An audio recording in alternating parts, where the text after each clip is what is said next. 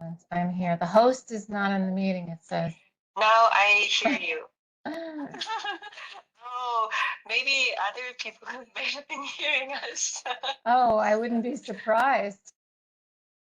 Okay, hold on. All right. Yeah. Now we just have to figure out how to sign in the host thing, whatever that thing is. That's great. More At least I'm options. muted. You're unmuted. Oh, I don't, I need to be.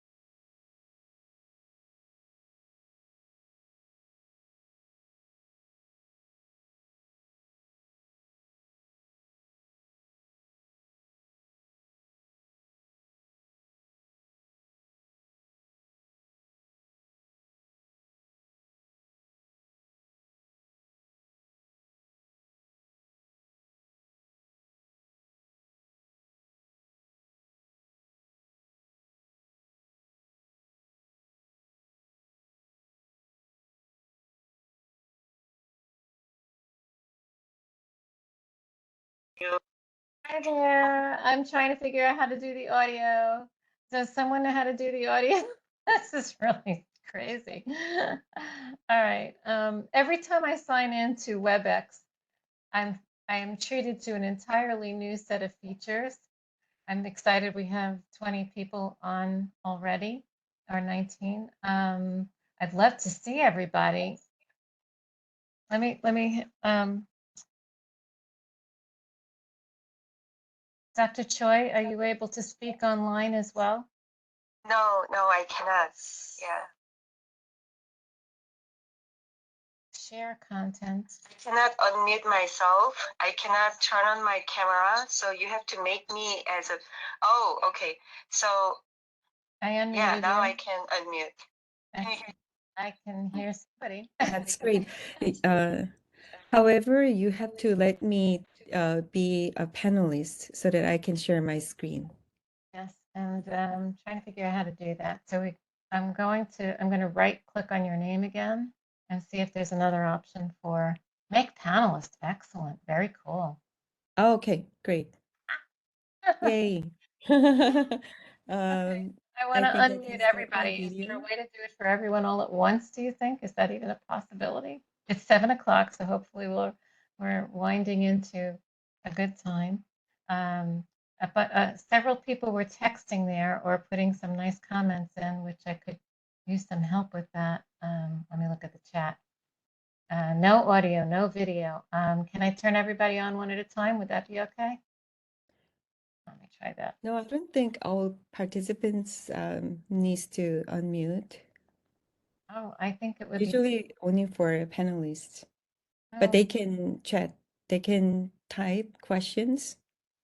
Oh, that's unpleasant. We're kind of used to seeing each other. Do you mind if I let everybody see? Participants that cannot. Oh, no problem. Yeah, go ahead. Okay, more options. Let's see. Oops. It looks like I have to join this again. Okay. Sorry. I have my fingers crossed everything goes well. Hi, everybody. I'm apologizing to everyone in advance because I see a whole new set of features that I have no idea what I'm dealing with. Everyone is turned off as if you're in a webinar instead of in a meeting. I had ordered I had made the request for a meeting and not for a webinar. So it will take a couple minutes for me to figure out what to do. Hey, how are you?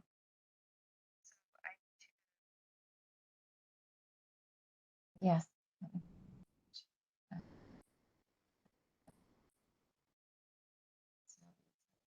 27 people here.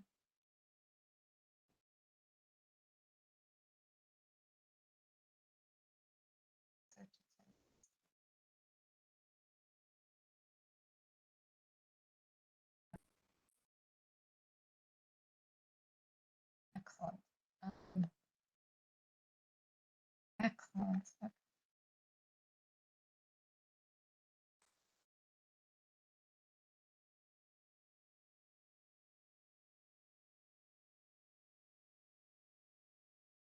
Good evening, everyone. It's 7:02. I would like to welcome everyone to our presentation by Professor Baek-Young Choi. Hello, Professor. How are you? I can't hear you. You appear to be on mute. Unmute. There we go. Can you hear me? Thank you. Yes. Yeah. Okay, great. Good. All set.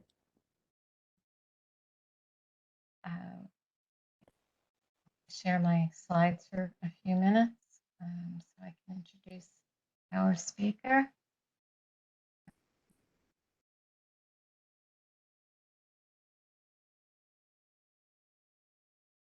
Share content. There we go. Excited about it. Can everyone see my screen? Mm-hmm. Excellent. I'd like to introduce Professor Dr. Baek-Young Choi with her presentation, The Ayes Have It, on behalf of New York, as well as the New Jersey Coast section of the Computer Society. And also Baek-Young represents the Women in Communications Society organization. With her presentation, The Ayes Have It, Liveness Detection of Mobile Authentication and Deepfake Detection. I would like to turn over the presentation to Dr. Baek-Young Choi, who is a professor at the University of Missouri, Kansas City. She received her PhD degree in computer science and engineering from the University of Minnesota, Twin Cities.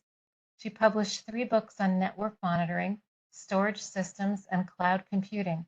She has been a faculty fellow of the National Aeronautics and Space Administration, U.S. Air Force Research Laboratories Visiting Faculty Research Program, and Korea Telecom's Advanced Institute of Technology. She is an associate editor for IEEE Consumer Electronics Magazine and was an associate editor for the IEEE Internet of Things Journal, Springer Journal of Telecommunications Systems, Elsevier Journal Computer Networks. Her research interests generally lie in the broad area of networking and communications, with specific emphasis on Internet of Things, cybersecurity, and smart city technologies.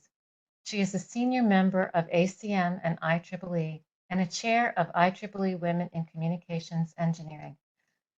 Welcome, Professor Choi. Thank you so much. Can you hear me fine? I can hear you, yes. Okay, great. Let me.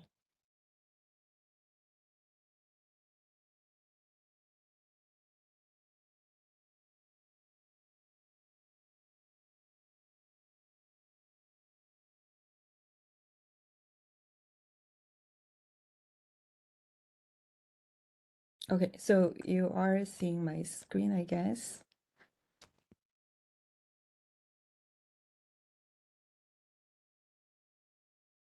Do you see my full screen?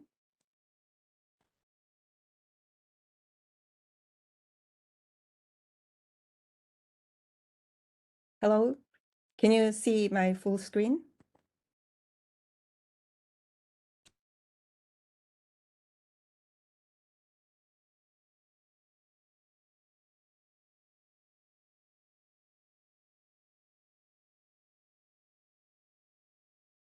Okay, so let me go ahead. Is that right? Yeah, I didn't see.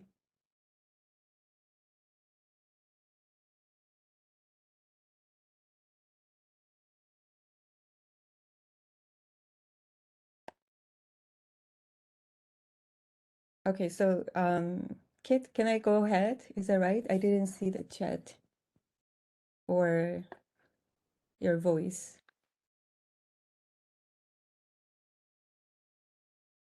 Okay, great. So thank you so much for a kind invitation, Dr. August, and the nice introduction.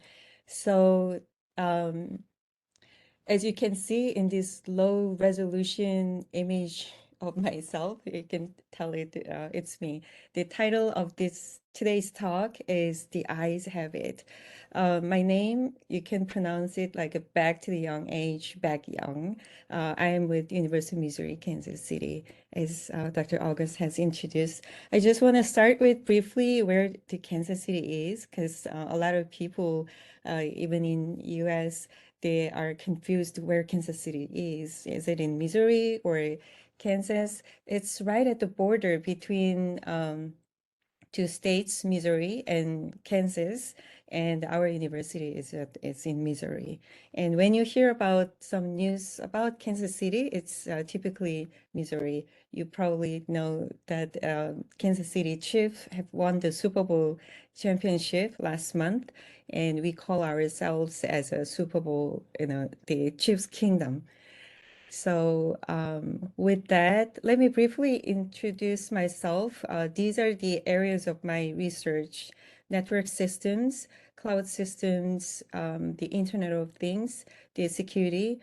And particularly today's talk is about mobile security on two topics. The first one is liveness detection, and second one is deepfake detection. By the way, I would love to have an interactive session. So if anyone have a questions, I would love to, they respond. So, Kid, if you can, if you see any questions, please let me know.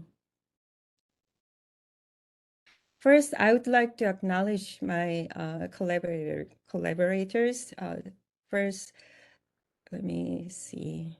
Okay. This is a joint work with the couple of our PhD students. Actually, one of them have already graduated.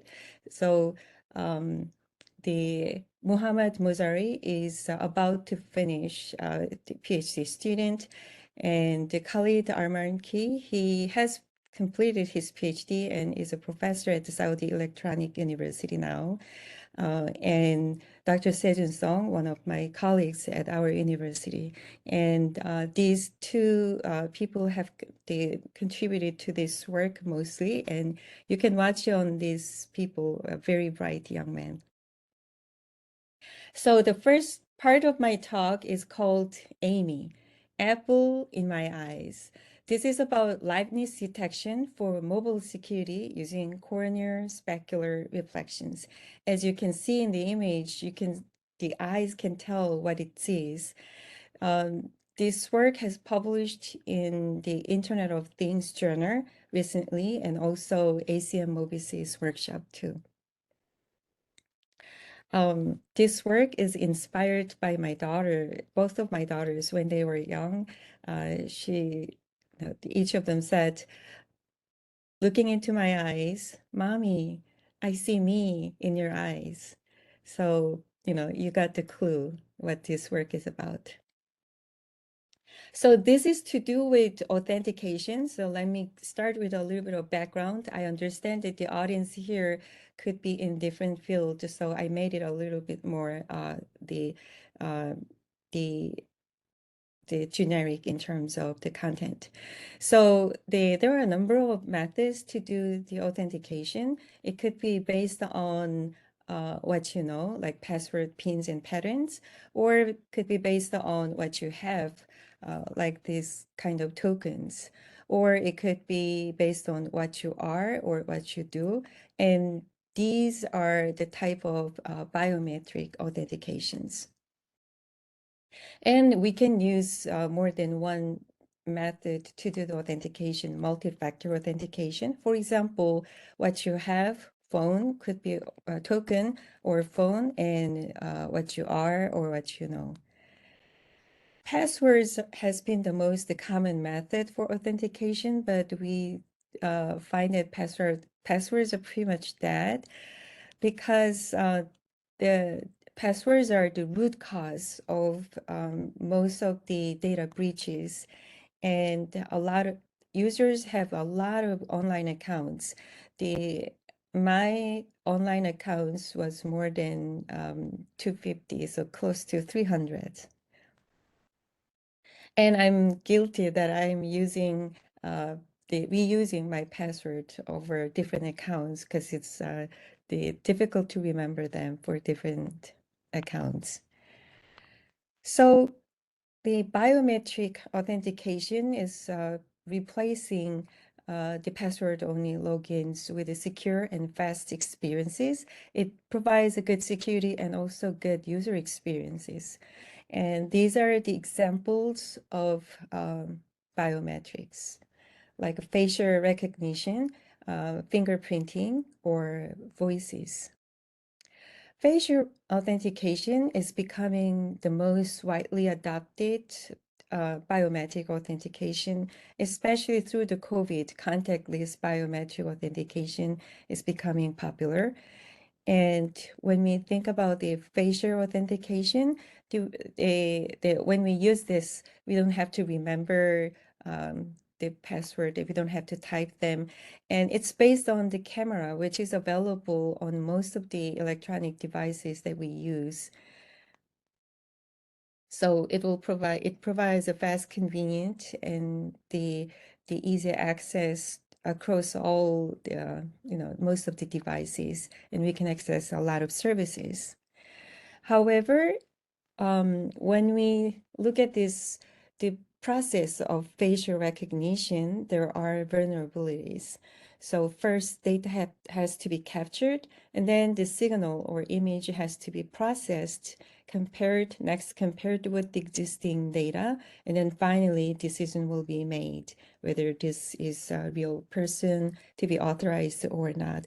And there can be vulnerable steps every the channel, but at the very first step, facial recognition is very vulnerable to presentation attacks. That happens right at the first step at the sensor. So a well-known security researcher, Dorothy Denning, says it's liveness, not secrecy, that counts. We emphasize that the biometric liveness is the most important thing. If we think about the well-known public figure like the Vice President of the United States, Kamala Harris, if we rely on the secrecy, it's not possible. Her biometric data, the face, is already in public domain, and that will make her very vulnerable. So what we have to rely on is liveness. That can prevent from spoofing and ensures that this is a real person in front of the camera.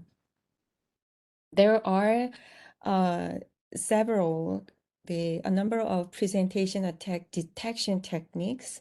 So, for example, iPhone Face ID technology uses a special hardware like the TrueDepth camera light field camera. What it has is the infrared emission flood illuminator and the detection infrared camera and the LED dot projector and camera. So this enables the 3D detection of the person in front of the camera. However, it incurs high computational overhead, and these sensors are not prevalent in most of the devices. So there are some software-based presentation attack detection techniques too, without using any hardware. For example, using sophisticated pattern analysis. However, these type of software-based techniques do not work with the sophisticated attacks such as a 3D masks. Other type of presentation attack detection technique includes motion liveness detection. So as one starts on the phone, the authentication method will ask challenging questions like tilt your head to the right, to the left, and then nod. Then based on that response, it will do the authentication. Sometimes it may ask you to blink eyes.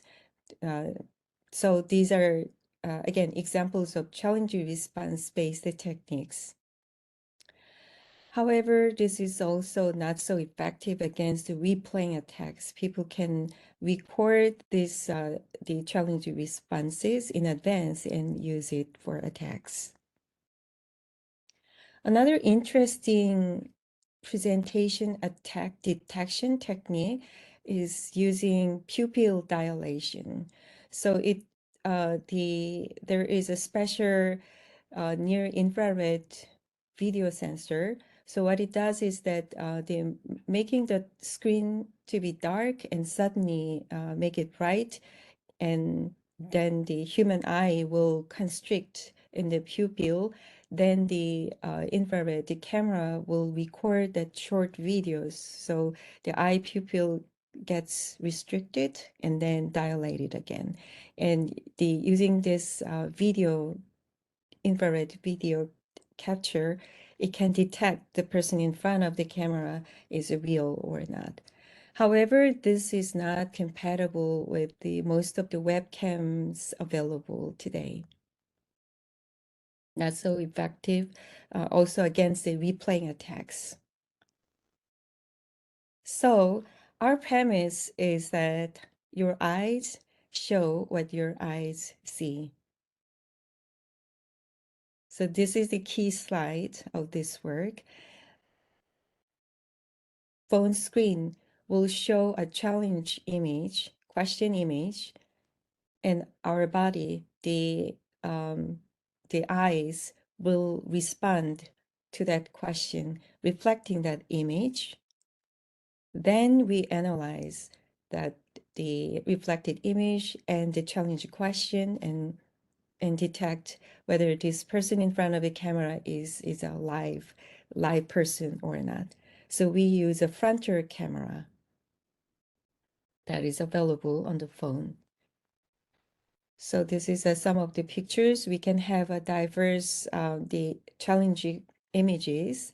This is the picture taken when the Squid Game was popular. And this picture actually is from the rear camera, which has a high resolution, but not all frontal cameras that they are in this in this high resolution. So our work is that whether this is gonna work well on the majority of the phone frontal cameras and webcams. So what we have done is at first this screen challenge questions, and we collect this data.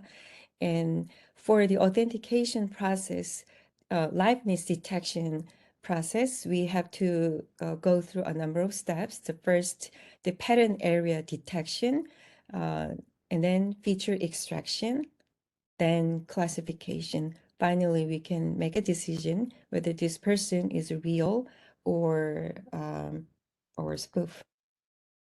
So here's an architecture. I'm checking whether there are questions or not.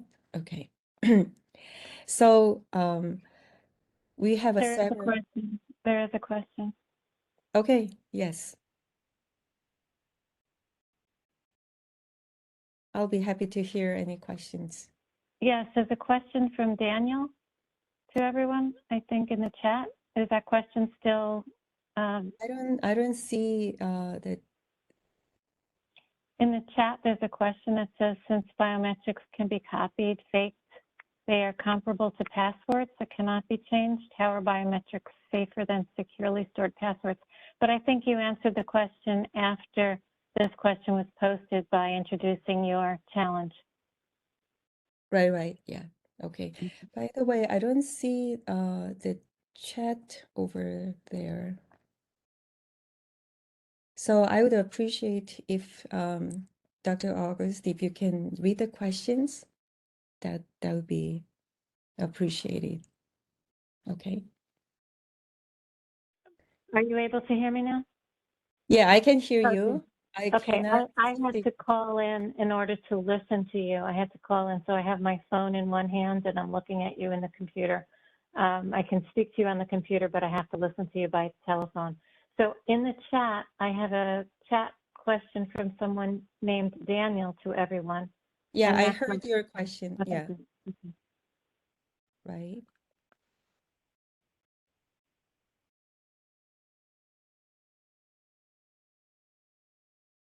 Just that I don't see the chat messages myself. Not sure whether that's because I'm a panelist. Maybe you are the host, you can see the question.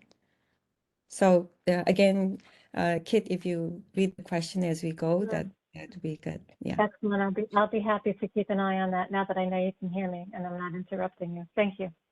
Yeah, no problem. Thank you. Okay, so it has number of modules. Challenge and pattern detection module, data augmentation and training module, feature extraction and classification module, and then finally the presentation attack detection. So in challenge and pattern detection, when challenge is given, the facial image will be taken. So we first identify the face and the landmarks of the face, specifically in this case, eyes. So we detect the facial landmark detection. And out of those eyes, we particularly focus on the reflection area. So we localize that reflection. Then because it's a frontal camera, the resolution of the image is pretty low. So we enhance the image using super resolution methods. So that's exactly what I have just mentioned. In the feature extraction and classification, we extract the features using CNN-based the model. And then out of those, a lot of features, we reduce the dimensionality with PCA. Then, then we use a support vector machine to do the classification. So our goal here is doing this getting the low resolution image and do the machine learning method, the reduce the feature size and do the classification on the low end the mobile devices. So here's a feature extraction module where we use PCA to reduce the dimension, and then SVM support vector machine for the classification. So at the end, we'll make a decision whether this is a spoof or not. And here I'm explaining, let me explain a little bit on the data augmentation. So we have we could use a lot, but we have identified, first of all, for this, the initially 15 different patterns. And we have collected data in diverse environment settings that includes indoor, outdoor, and different the ambient light level, the dark and bright. So we have collected the 1,300 images of the eye reflection data, and out of those, we were able to collect the over 1,000 corneal reflection data sets. And we have implemented this on iPhone, Android phone, and webcam camera. So we wanted to evaluate whether this would work in diverse the camera environment, diverse the devices.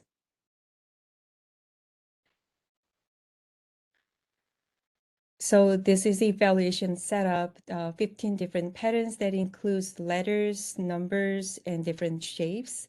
And again, various environments in terms of brightness and also position too, depending on the lying down or sitting up position, the corneal reflection level could be different. So we have done this experiment as well.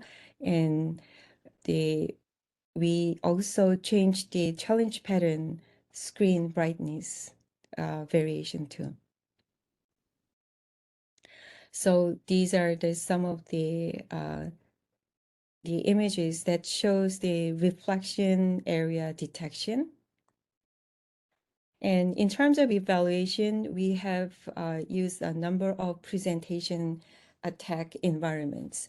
So from the FIDO, Fast Identity Online Alliance, that is an open industry association whose mission is to develop and promote authentication standards to help reduce the world's over-reliance on passwords. So they come up with the different levels of attacks of presentations. So presentation attack level, ABC, and it depends on the difficulty level of preparing those attacks.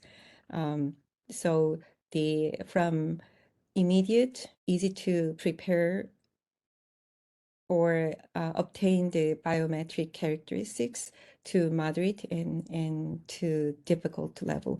We have prepared we have done the presentation attack levels of all this and have done the evaluations. So this is the level A, which is the easiest one to obtain the biometric characteristics. It's basically using paper printout of a person or tablet display of a facial photo from media. Presentation attack B is slightly more difficult to acquire the biometric characteristics, and the examples include 2D paper masks or video display of a face with some movement there. And presentation attack C is the most difficult, the process to prepare or acquire the biometric characteristics, which can take like a week to get ready. For example, silicone 3D masks, the latex 3D masks, like that. So our student had a lot of fun to do these the attacks, and we have done all these the attack scenarios for evaluations, and our evaluation is on the effectiveness of the presentation attack detection method, not so we separated from the facial recognition module. So we turned off the facial recognition modules of those phones. And this is really great performance results. as you can see in both Android, Samsung Android phone and iPhone, the the liveness detection, the overall, it took less or around a quarter second.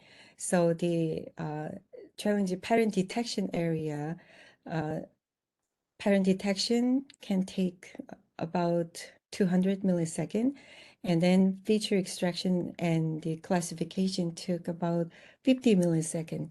So the just a quarter second of the delay it only incurs. Can I interrupt at this moment for a question from the audience? Sure. Excellent. From Yuki Lee to everyone, are there any specific symbols or colors that are particularly effective for reflection images, which could make classification more accurate? How do you determine the area of the reflecting surfaces? Are there any restrictions regarding the distance between the phone and the subject eye?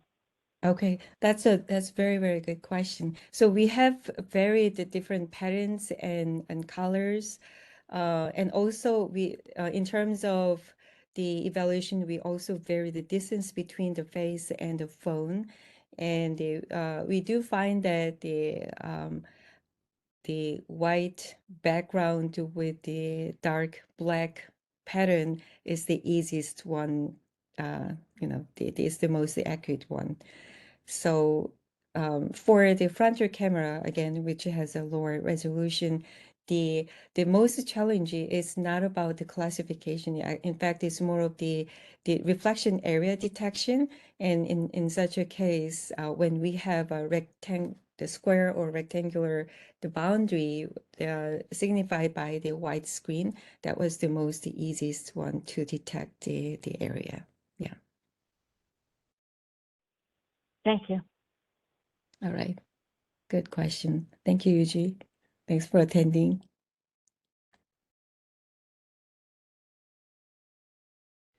Okay, I'm trying to advance my slide. Okay. So here it shows that the classifier accuracy is really good, nearly 100%. The most challenge was in fact, reflection area detection.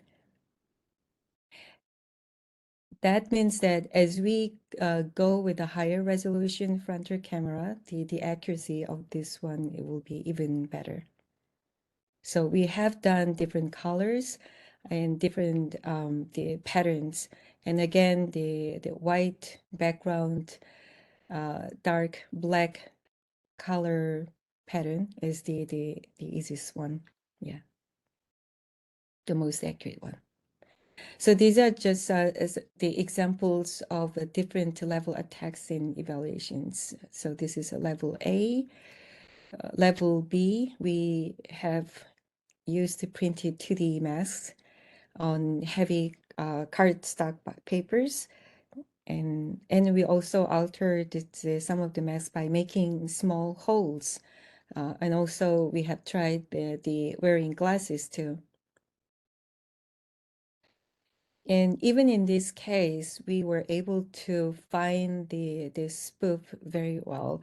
And that's probably due to the lack of corneal reflection with the mask and hole. Still, there is a distance between the mask and the real eye reflection.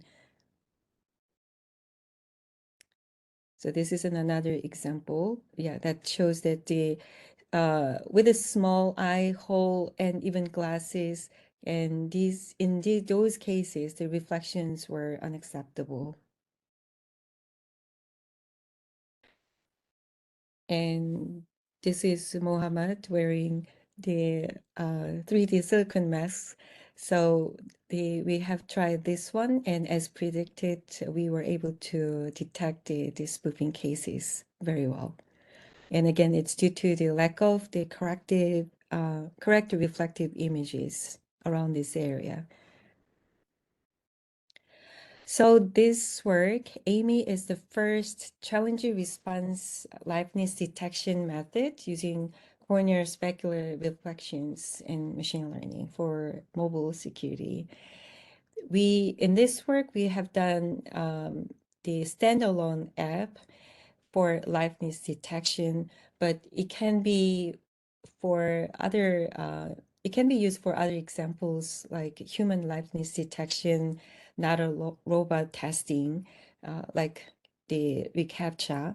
And it can, of course, use the complementary along with the other authentication apps.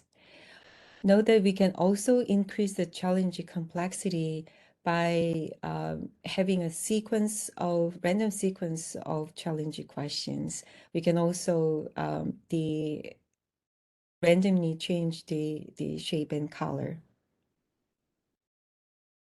We hope this method to be commercially adopted someday. Any questions before I move on to the next part? I don't see any questions yet, but I'd like to ask a question. Sure. Okay. Thank you so much for this very interesting presentation. I was thinking about the colors as you just introduced us at the end with the random sequence of challenge and the colors and so forth. That would be a very interesting thing to see, especially given people have different colored eyes and there may be other ambient light sources in the area. And so I figured that's probably a nice little bit of an experiment for a great graduate student, right? But what do you think would be the next steps in order to commercialize this type of item? Very good question. And we are looking for, this is already implemented, and we have tested extensively, and we just won some, the industry to adopt it. Yeah, that's the process. We are in the talks with the several industry potential, the there may be commercial some very investors. special, is there like a specialized area where you see it might be extremely helpful, like when people are expected to be carrying their own phone so you can connect to them, like with Bluetooth or something, to have them use their own phone to be an extra layer of security, or some other kind of a scenario, a use case that might be a little bit, even maybe a new use case where you wouldn't have to be replacing existing infrastructure for your project? So this one doesn't require any additional hardware, and this is the complementary step of existing facial authentication. So wherever there is a facial authentication, this can be used alongside, and wherever the more applications that requires the extra layer of security, as you say, then rather than just the regular facial recognition, which could be very vulnerable to presentation attacks, we can, this can be added. Maybe in the future for, just a phone access as well. Yeah. But again, the financial systems. You have your second topic, right? Your second Yes, topic. yeah. I know we don't have an ending time, but considering most of people's attention span, I'll try to keep it within an hour or a little more. Yeah. Excellent. And Narsima just asks a question. He says, how can these be used in crime detection? So you were mentioning like financial opportunities. I'm guessing you're thinking like a machine, some kind of a ATM machine or something like this. Right. Is that right? Yeah. Right. So any authentication applications that needs the extra, the security there, that's where it can be used. Excellent. Thank you, Narsima, for that question. And we are moving on to deepfake detection. Thank you. Okay. So the second part is a deepfake detection. It's also to do with eyes. And let me start with a quote. Seeing is no longer be believing. And now it's not will, it says seeing is no longer believing these days. This is based on our work published in IEEE CCNC and Symposium on Foundations and Practice of Security. So we named this work as CHIPS, like, Kansas City CHIPS. That stands for Corneal Specular Highlights Imaging for Enhancing Fake Face Spotter. So, these are all not real. Seeing will or is no longer be believing. If you can easily find the the fake images. This is from this person doesn't exist.com. Synthetically generated faces are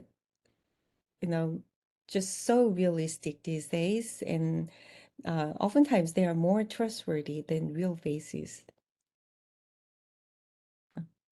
right? So really the trustworthy rating for synthetic faces is the score is a 4.82 and the real one is a 4.48. So more realistic. Isn't it scary? Deepfake is a compound word, as we know. It's the combination of deep learning and fake.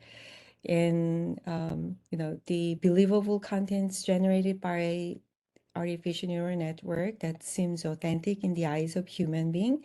And most common form of deepfake involves the human imagery. And deepfakes, they are becoming, has become already so realistic and very common. And there are some issues. First of all, the deepfake, how they are made, it can be, there are different methods, reenactment, replacement, or editing and synthetic deepfake. These are different ways. So reenactment deepfake is where source person image is used to drive the target person's expression, like the different poses, the body postures. And what it does is that attacker can impersonate the target person's identity and control what the target person says or does. Replacement deepfake is where target person's facial landmarks are replaced with other source person. And it could be different, the different eyes or nose or mouth or entire face, keeping the body as is. So face transfer or face swap. Those are the examples of replacement deepfake. The third type of deepfake is editing and synthesis deepfake, where it builds the fake identity without a target person. And the attributes are added, changed, removed, such as the altering target's appearance by changing weight, ethnicity, or age. We can make some person look, younger or older. So that's a synthesis. Okay, we have two questions here at this moment. Is it okay to take two questions? Yes. Excellent. From Jaylene Cruz to everyone, do you think that with more deep fakes, people will start to copyright, trademark their likeness? That's a speculation. I would think so, right? Yeah. So in the face of this deepfake society now, the proving the identity, the authenticity will become more important. Yeah. Okay, so then Narsima asks, how do you tackle identical twins in this situation? Very good questions. this one doesn't. Yeah, yeah, Okay, thank you. yeah. Okay. Right. So there are certainly good side of deepfake, but there are really, the concerns too. So it can be used for good things like realistic video dubbing, or it can be used for education, like, the Abraham Lincoln coming alive and in talking about the history.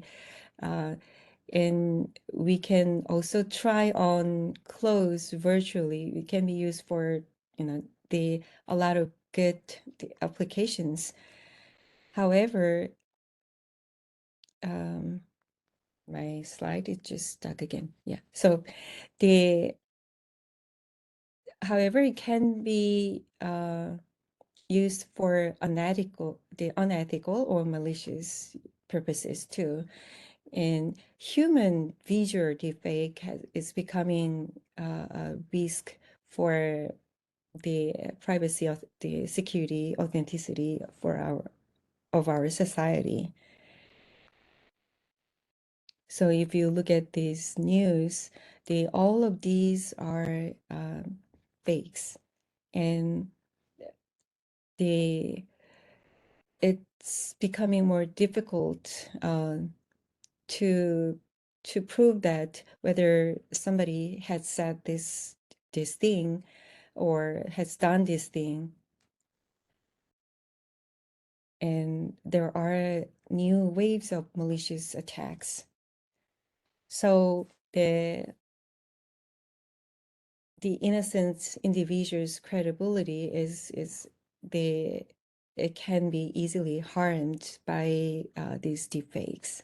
So, of course, there are a whole host of studies to make a realistic the human, body and faces, and this work is they're taking the opposite side, because considering all these the negative side effects of deepfakes, the propaganda or misinformation spread.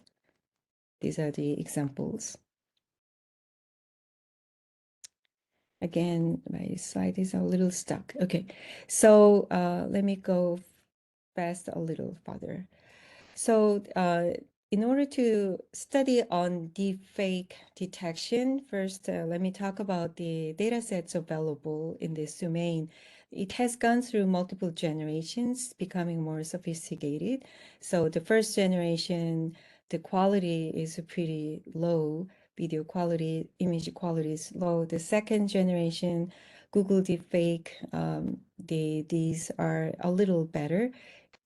Having different types of the generation methods. And then third generation is where it uses the more diverse deepfake generation method, and the quality of the image video is a high, the one introduced by Meta. So there are a number of methods to detect or spot deepfakes, and I'm going to talk about some of them over here. So there are the image video based deepfake detections, and a lot of cases that the detection is hard to be transferred from one data set to another. Let me actually go through a little faster on the data sets. So the existing ones, the accuracies tends to be vary a lot depending on the data set, and there are some of the methods that is based on eyes, which is our approach is about, and it is like looking at the consistencies of irises or the pupil shapes, whether it's irregular or not. And even in this case, it has limitations as it focuses on the single artifacts of the eyes visual features. So what we want to do is considering the focusing on the eyes, but we look at the diverse features available on the image. Let me. Okay, so the eye is the most reflective area of human face, and our hypothesis is that existing deepfake generation techniques are not good enough yet to coordinate their counterfeits with the reflective components. So what we consider is that rather than check though we focus on the eyes, again, the most reflective area, what we look at is the surrounding semantics as well, such as illumination and environmental conditions too. And whether that coordinates with the eye in a symmetrical way between the two eyes, that's our approach. So this is the fake image. If you look at that, the asymmetry is found. And in our study, again, we look at the different environmental factors like indoor, outdoor, the ambient light setting, and the light strength. So again, this is a corneal specular highlights imaging for enhancing the fake spotters, and it has a number of the steps. And we look at the facial image environmental parameters what we have set up. And here's a key: the symmetry and consistency in the color components, as well as reflection patterns on both eyes. So not just the reflection patterns, but we look at the color components with the surrounding environment and whether they are consistent and symmetric or not. That's what we are looking at. So in this work, we have collected and annotated a number of the images, making a new facial image data set. And we use, again, machine learning method to have this ensemble approach of the various facial reflection features to spot whether this is a deepfake or not. And as I said, the environment factors are one of the big considerations we do. And we have conducted the extensive evaluations using multiple existing deepfake data sets.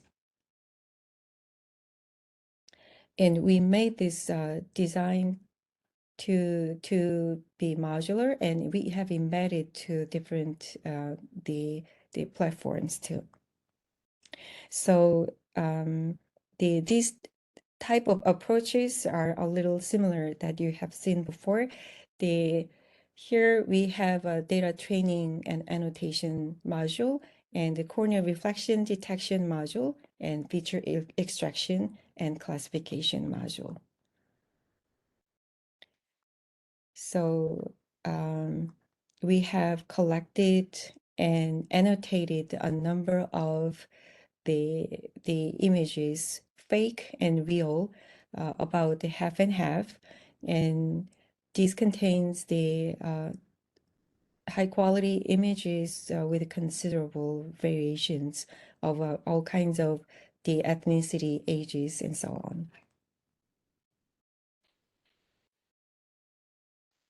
And we have made a data set that has the annotation of this eye, the corneal reflection on left eye and right eye, so the for each of the eyes.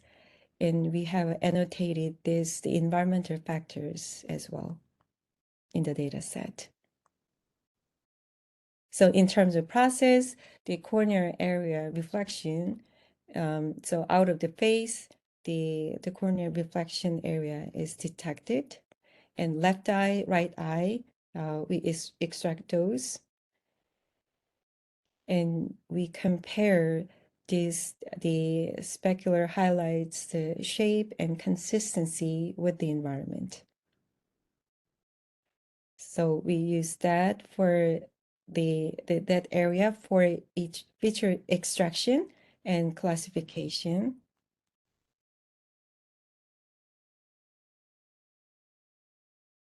So let me go a little faster over here. And we have done the evaluations over we have done the evaluations comparatively, and we find that the ours achieves a lot higher accuracy than the existing ones. So nearly 99%. We have made this the data set with, again, the various factors in terms of face, pose, orientation, age, ethnicity, and makeup, accessories, and so on. Depending on the data set, but this face forensics plus data set, the evaluation shows almost 100% accuracy. So we are very encouraged by this finding. And this is a comparison with the existing method.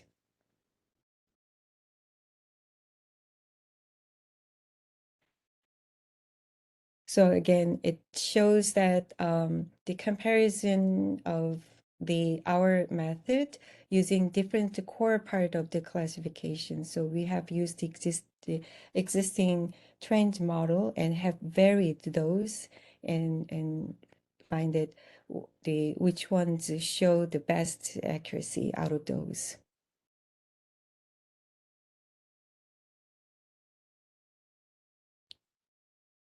Okay, a couple of minutes left.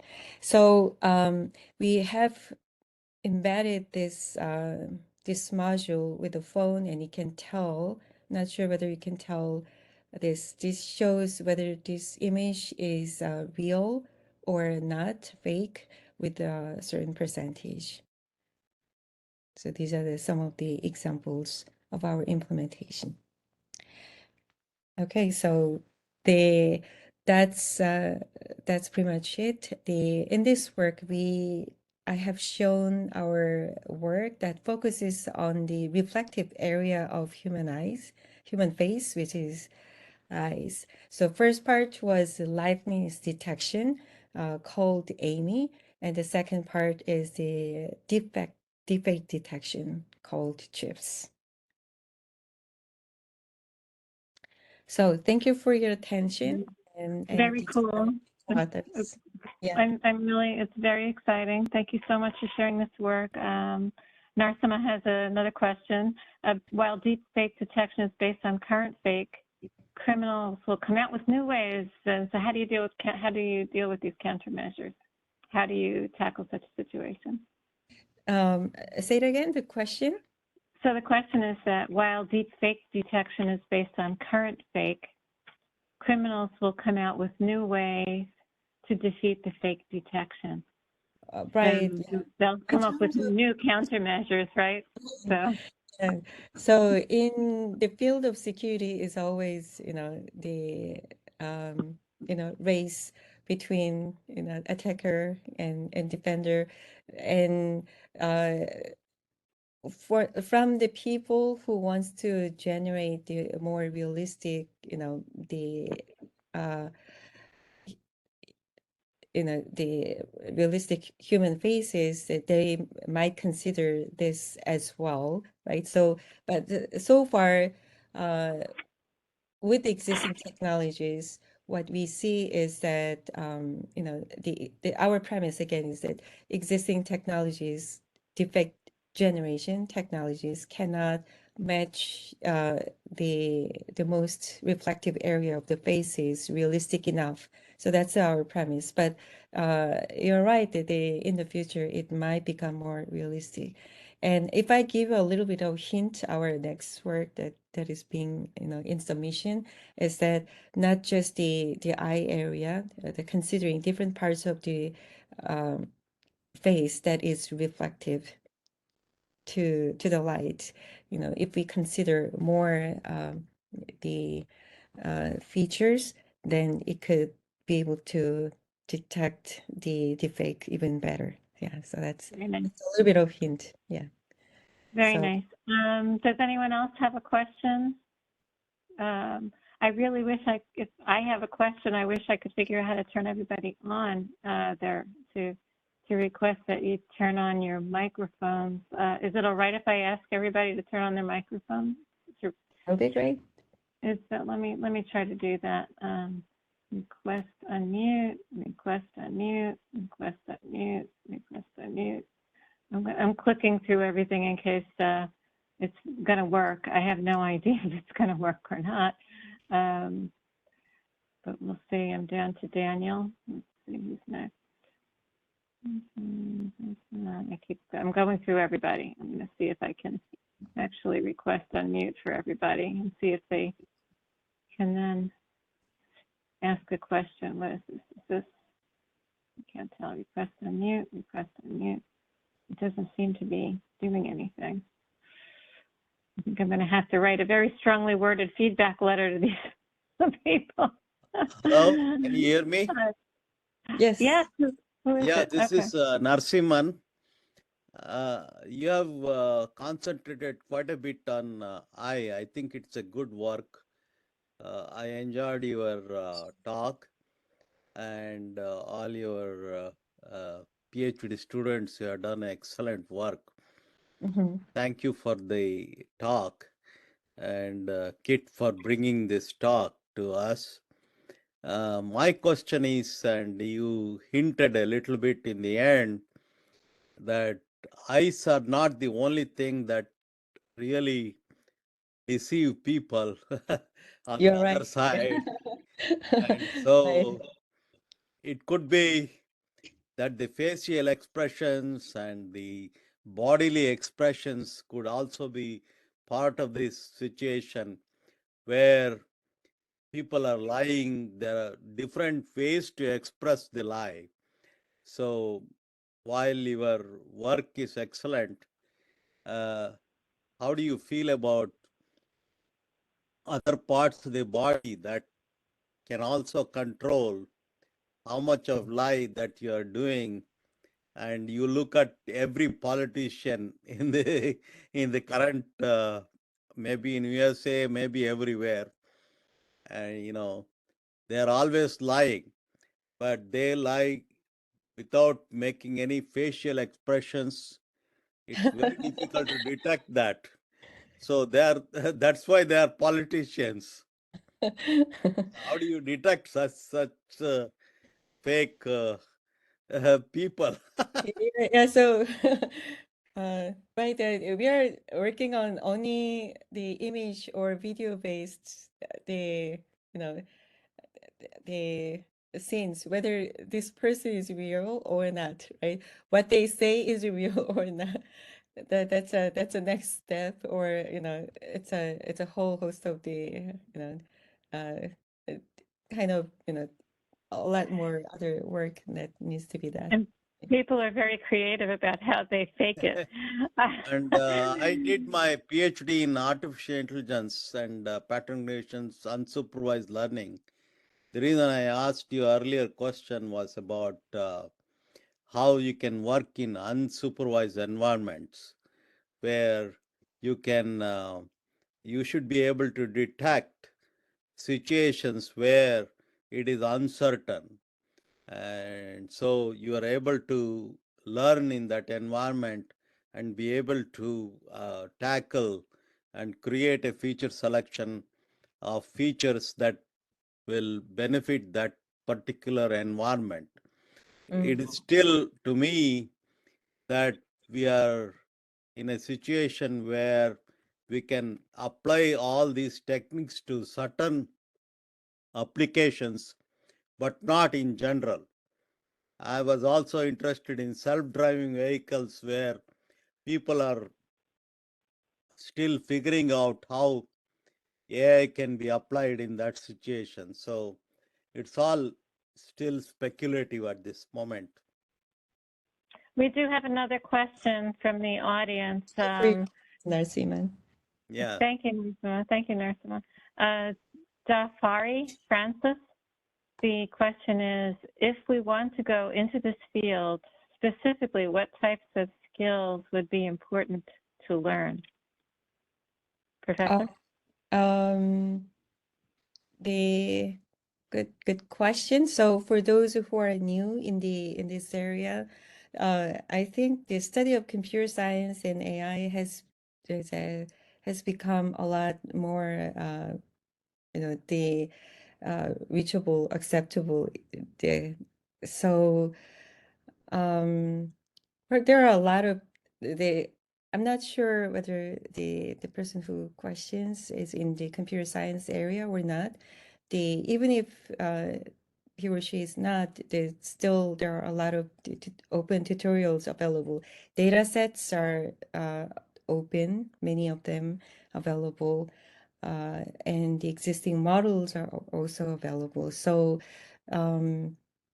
the So if people yeah, looked I at mean your website, would they find a few papers and links in those papers to the data Oh, sources? so not a generic question, but particularly for us, we'll be, we'll be happy to help. We make this the data sets they're available in public, and I think the Mohammed is on the audience as well.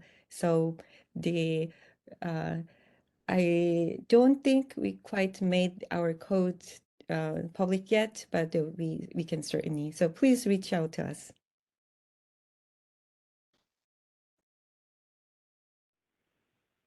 Thank you. Are there any other questions, perhaps from New York? Ping? Professor? I don't see any question. Actually, I don't see any chat message at all. I want somebody to fix this system. Maybe the chat messages are only shown to you. Yeah, I mean, I don't know why.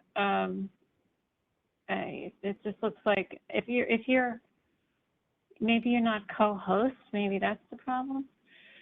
Is that Oh, possible? you know what? I just found a place where I can see the chat. Yeah. Can you see the chat? Yes. Okay, good. Yeah, so now you can see the chat, and I think if I make you Okay, so I think I just spoke about the Dafari's question. I Yes. just made you host in case there's something else you could do that was not possible before.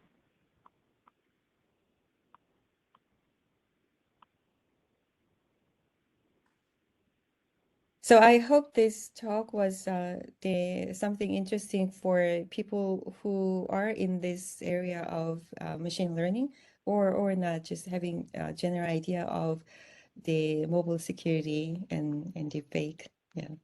One of the things I really enjoy about your style of presentation and the topics that you described is that, to me, even though I'm a computer science person from way back, it seems like a very accessible talk.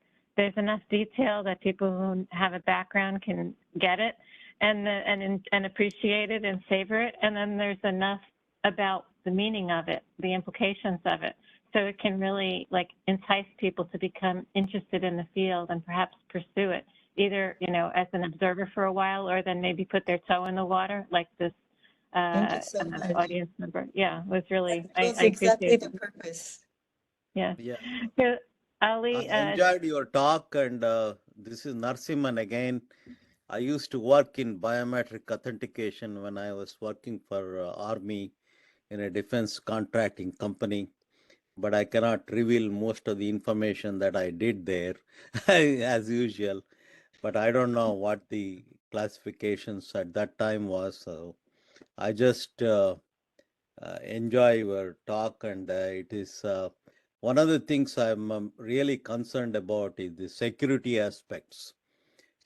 Although AI is extremely good, but if a criminal gets the same software, how can he tackle so much of information that has been there in the world, right? So, and he can kind of clone what you have been doing to detect the criminals in a sense, but that can be avoided or by the criminals themselves going in this direction.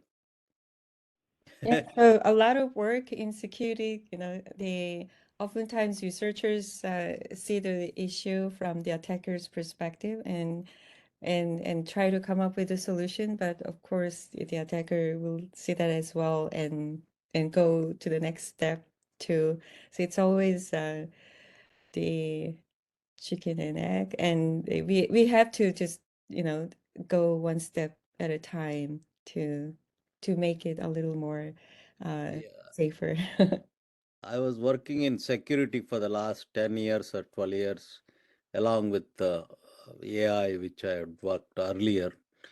And it looks like we are still catching up in the security aspects because for most of the time, we have to find, somehow who the criminal is, fault is. But we have hard way of finding out because all that the criminal has to do is to find one mistake in the software that will That's right. trigger the security risks. So it is very difficult to control what the criminals do. Right, that the We have, attackers are we, getting more sophisticated. Just that on that Narsiman's points, that they with the more devices or more the applications, there are more vulnerabilities. So and they sometimes there's a new incentive too, where something there wasn't that much of an incentive before, now there may be because certain things have greater value than they did in the exactly past. Yeah. right. Yeah. And from a researcher's perspective, it's somewhat the positive. It's more things to do. Yeah, you have to So there are catch up. two new questions. Did you notice there are two questions? Can you see them? I can read them if you'd like. So from Jaylene Cruz, since AI has been able to surpass CAPTCHA, what do you predict will replace biometric authentication in the future? The future prediction, I'm not the person to do that, but the certainly, biometric authentication can permeate into, this kind of application captcha too, right? Yeah. Yeah. So I was Okay. actually And saying in one of the slides, yeah. the captcha, the replacement or the alternative can be the application too. So, and Yuji Lee asks, do you think the new types of cameras available on mobile phones, such as thermal cameras or ultrasound, can be useful for cybersecurity purposes?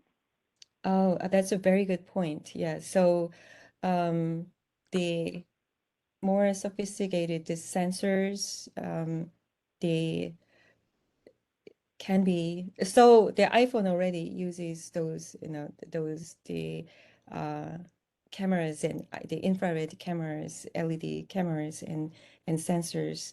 So yeah, that's a very good point. We can also consider those together.